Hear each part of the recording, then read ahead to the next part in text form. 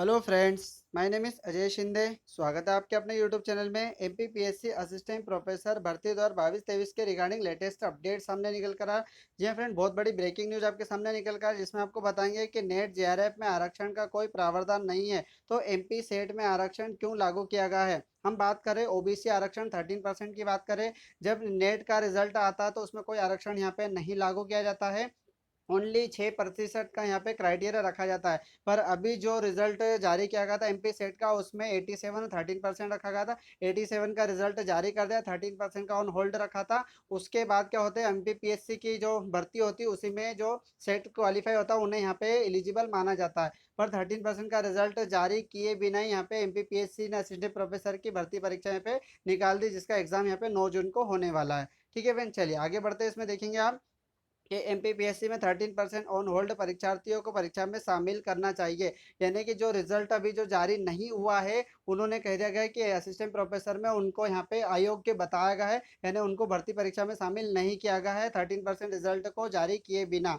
अब जो कोर्ट गए उनको तो यहाँ पे पिटीशन लग चुके हैं, पर उनका क्या होगा जो कोर्ट नहीं जा सकते। तो पूरी प्रोसेस आपको इस वीडियो में बताएंगे, वीडियो में अंत तक बने रहेगा फ्रेंड।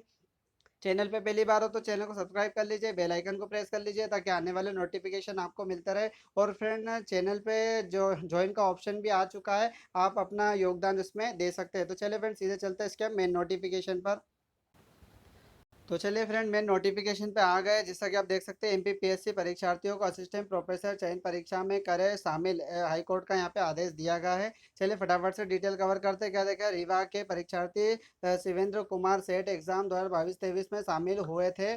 इनमें से हजारों परीक्षार्थियों का रिजल्ट 13% काल्पनिक फार्मूले के आधार पर एमपीपीएससी द्वारा होल्ड कर दिया गया है, क्योंकि 13% आरक्षण का मामला फिलहाल कोर्ट में लंबित है। ये देख सकते हैं, नोटिफिकेशन भी आज ही की डेट में यहाँ पे जारी किया गया है। तो चलिए फ्रेंड, और डिटेल कवर करते हैं क्या क्या देखने को मिलेगा इसमें।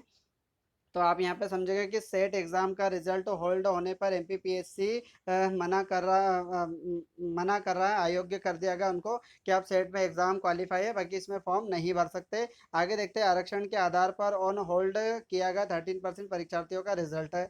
चलिए और देखते हैं इसमें आगे क्या क्या देखने को मिलेगा। आगे देखेंगे, सेट रिजल्ट होल्ड होने से असिस्टेंट प्रोफेसर और लाइब्रेरियन की चयन परीक्षा से वंचित होने पर याचिका पर जबलपुर हाईकोर्ट ने परीक्षार्थी शिवेंद्र कुमार मिश्रा को राहत दी है। हाईकोर्ट ने एमपीपीएससी को याचिका लगाने वाले परीक्षार्थियों को चयन परीक्षा में शामिल करने का आदेश दिया गया है। परीक्षार्थी ने एग्जाम सेट का रिजल्ट आरक्षण के आधार पर जारी करने की वजह से अपना रिजल्ट होल्ड होने पर आरक्षण की शरण ली थी। यानी अपना जो रिजल्ट था 16, जो 13% था ऑन होल्ड रखा गया था। अभी तक हमारा ऑन होल्ड रिजल्ट जारी नहीं किया गया, उससे पहले यहाँ पे भर्ती परीक्षा यहाँ पे निकाल दी गई है इसमें। ठीक है फ्रेंड, चलिए आगे देखते हैं। इसमें हम आगे बताएंगे, इसी आधार पर जारी किया गया है। तो एमपीपीएससी ने इस टेक्नोलॉजी चूक के कारण, अब देखेंगे यहाँ पे, हजारों परीक्षार्थी असिस्टेंट प्रोफेसर लाइब्रेरियन के पदों पर भर्ती के लिए घोषित चयन परीक्षा से वंचित हो रहे हैं, क्योंकि चयन परीक्षा में शामिल होने के लिए सेट पास एग्जाम पास करना जरूरी है। तो जैसा कि जो शिवेंद्र कुमार है, उन्होंने यहाँ पे सेट एग्जाम को क्वालिफाई कर लिया गया है, बट वो ओबीसी में आते हैं। इसकी वजह से क्या होगा, उनका 13% रिजल्ट क्या ऑन होल्ड बताया गया, जिसका रिजल्ट अभी तक यहाँ पे जारी नहीं किया गया। अगर उनका रिजल्ट जारी नहीं होगा तो स्वाभाविक बात है कि वो असिस्टेंट प्रोफेसर की भर्ती परीक्षा में शामिल नहीं हो सकते। जैसा कि हमने आपको बताया यहाँ पे कि अगर असिस्टेंट प्रोफेसर की भर्ती परीक्षा में शामिल होना तो आपका सेट एग्जाम यहाँ पे क्वालिफाई होना चाहिए, जबकि क्वालिफाई होने के बाद भी उन्हें यहाँ पे बाहर का रास्ता देखना पड़ रहा है। ठीक है फ्रेंड, चलिए आगे देखते हैं। इसमें हम आगे देखेंगे, यह मामला क्या, तो रीवा जिले के परीक्षार्थी शिवेंद्र कुमार राज्य पात्रता परीक्षा यानी सेट एग्जाम 2022-23 में शामिल थे।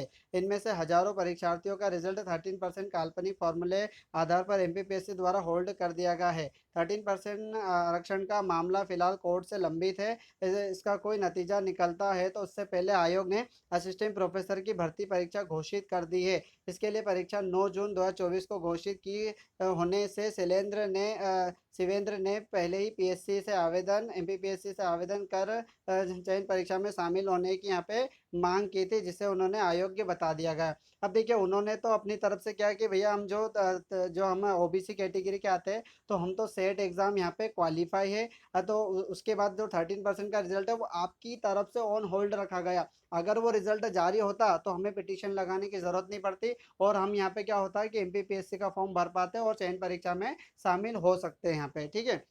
अब वो रिजल्ट नहीं आ रहा तो ये जो अयोग्य है इसमें यहाँ पे अयोग्य माना गया है। यानी कि उनको बता दें कि आप यहाँ पे पास नहीं हो, आप यहाँ पे फॉर्म नहीं भर सकते क्योंकि आपका रिजल्ट यहाँ पे आया नहीं है। जबकि उनको पता है कि मेरा रिजल्ट आया है, मैं पास हो गया, बट वो 13% होल्ड की वजह से वो यहाँ पे फॉर्म नहीं भर पा रहे, इसीलिए उन्होंने जबलपुर हाईकोर्ट का यहाँ पे सहारा लिया गया। तो चलिए जबलपुर हाईकोर्ट ने यहाँ पे क्या कहा था वो भी देखते हैं।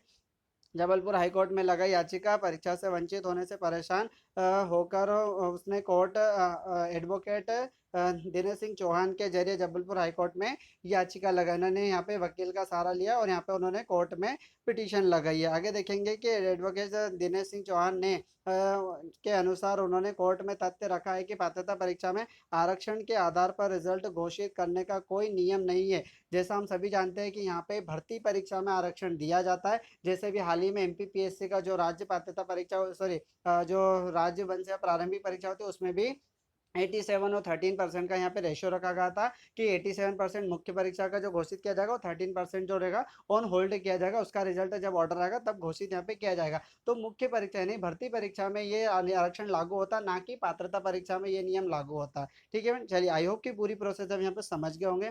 आगे देखते हैं, राष्ट्रीय स्तर पर होने वाले नेट जेआरएफ जैसी परीक्षाओं में आरक्षण के आधार पर रिजल्ट जारी करने का प्रावधान नहीं है। फिर भी एमपीपीएससी ऐसी ही परीक्षा के रिजल्ट में कोई आधार के कैसा रख सकता है। अब जैसे एक छोटा सा क्राइटेरिया समझे, मैं आपको एक छोटा सा एग्जांपल देता हूँ।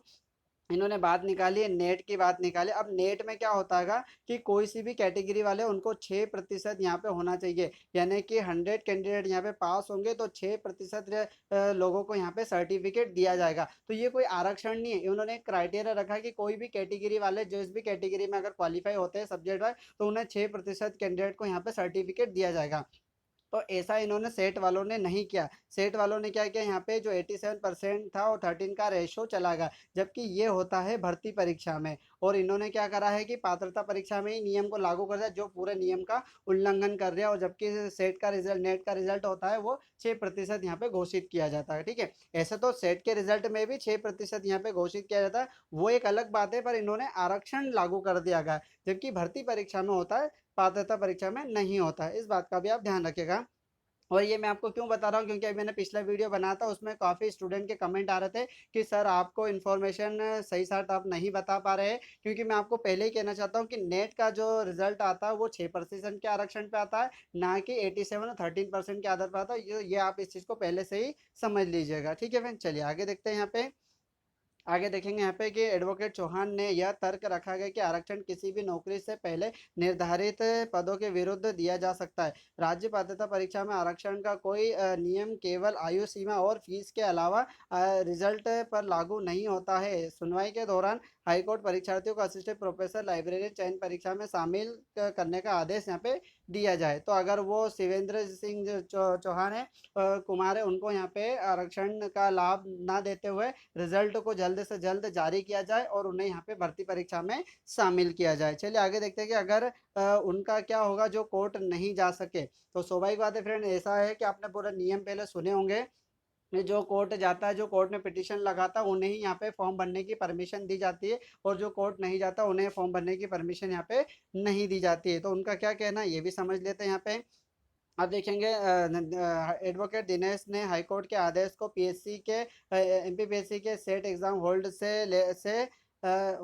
एमपीपीएससी होल्ड से लेकर परेशान युवाओं को नया रास्ता बताया गया है। चौहान ने कहा गया कि एमपीपीएससी लगातार गलतियां कर रहा है, इसमें प्रदेश के हजारों परीक्षार्थी शामिल हो रहे हैं। हर गलती के बाद परीक्षार्थी को कोर्ट जाना पड़ता है, लेकिन जो आर्थिक रूप से कमजोर मजबूत नहीं है उनकी कौन सुनेगा। इस निर्णय के बाद एमपीपीएससी को उन सभी परीक्षार्थियों को चयन परीक्षा में शामिल करना चाहिए जो रिजल्ट होल्ड के कारण अयोग्य बताए गए हैं। तो फ्रेंड सीधा सा बहुत अच्छी बात यहाँ पे कही गई है कि जो यहाँ पे ऑन होल्ड के चक्कर में फॉर्म नहीं भर पा रहे तो आप उन्हें फॉर्म भरने की परमिशन दी जाए। क्योंकि जब भी वो एग्ज़ाम यहाँ पे परमिशन दे देंगे तो तो वो असिस्टेंट प्रोफेसर की भर्ती में शामिल हो सकते हैं। अगर वो पास हो जाते फिर आप उनका रिजल्ट क्या करें 13% का जारी कर सकते हैं। तो हमारा ये कहना है कि 9 जून को आपका पेपर होने वाला है। यहाँ पे आप देखेंगे 9 जून को आपकी एग्जाम होने वाली है। उससे पहले पहले आपको यहाँ पे सेट का जो 13% का जो रिजल्ट है उसको यहाँ पे जारी करना है, ताकि जिन्होंने पिटिशन लगाई है वो इसके अंदर फॉर्म फिलअप कर सके। ठीक है, तो आई होप कि फ्रेंड ये पूरी इन्फॉर्मेशन आपको समझ में आ गई होगी फ्रेंड। अगर कोई भी प्रॉब्लम आती है तो कमेंट बॉक्स में मुझे मैसेज करेगा, उसका आपको रिप्लाई जरूर करूंगा। वीडियो अच्छा लगा तो वीडियो को लाइक करें, दोस्तों के साथ शेयर करें, चैनल पे पहली बार हो तो चैनल को सब्सक्राइब जरूर कर लीजिएगा। जय हिंद, जय भारत।